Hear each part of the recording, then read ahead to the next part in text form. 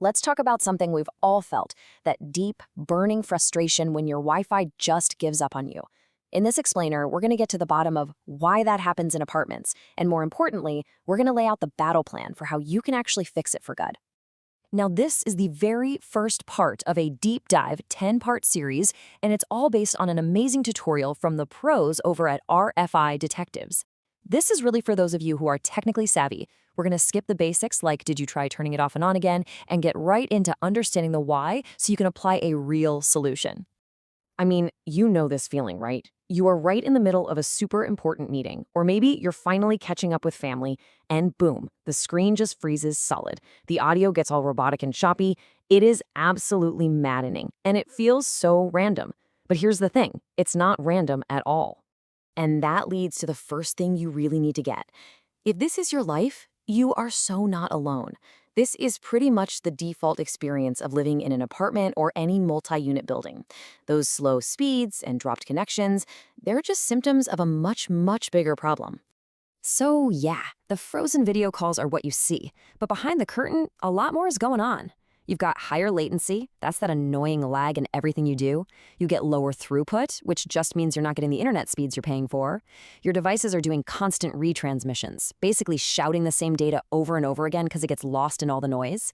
And then there's jitter. Oh, jitter. That's inconsistent delay, and it is the absolute killer for video calls and online gaming.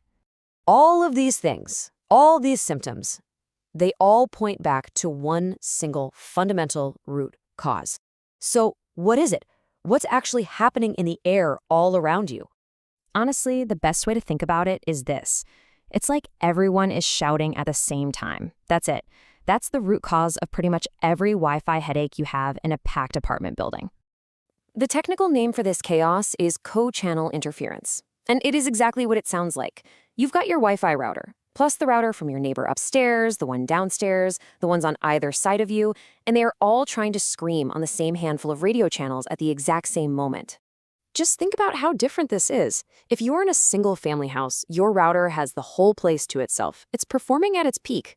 But in an apartment building, it's a total free-for-all. You could easily have 15, maybe more, networks all fighting for the exact same slice of air. Your devices are lucky to get a tiny fraction of the time they need to actually speak. This really is the perfect analogy. Just imagine you're in a super crowded, loud party and you're trying to have a one-on-one conversation. You'd have to talk really slow, you'd be constantly saying, "What? Can you repeat that?" And you'd probably still miss half of what was said. Well, that is exactly what your phone, your laptop, and your TV are going through every single second of the day. Okay, so the problem is clear. It's crowded, it's noisy, so what do we do?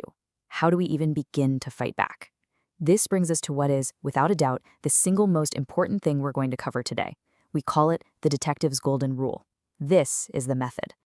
This is the mindset you've got to have. We're not just going to go in and start flipping switches randomly and hoping for the best. No way.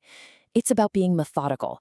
You make one tiny change, you rescan your environment to see what happened, and you verify if that change actually made things better or worse. And I'm going to pause here because this is so, so important. Before you even think about logging into your router, before you touch a single setting, you have to commit to this rule. This process is the foundation for everything else we're going to do. So here it is, broken down into 3 simple steps. Step 1, record your settings. Take a screenshot, write it down, whatever you have to do. This is your starting point.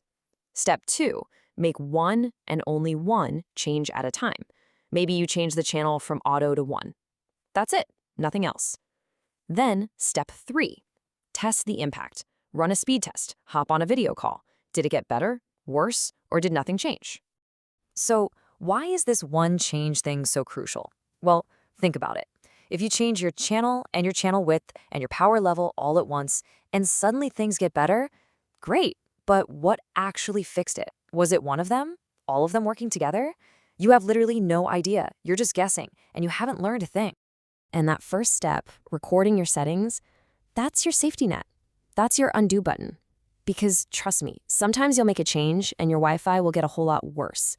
If you don't know what you started with, you have no way to get back to a working state. You could get stuck with a problem that's even worse than what you had before. So, there you have it. That's the framework. That's how we're going to troubleshoot this intelligently. Think of this as your mission for the rest of the series, because understanding the problem and adopting this rule Well, that's half the battle right there.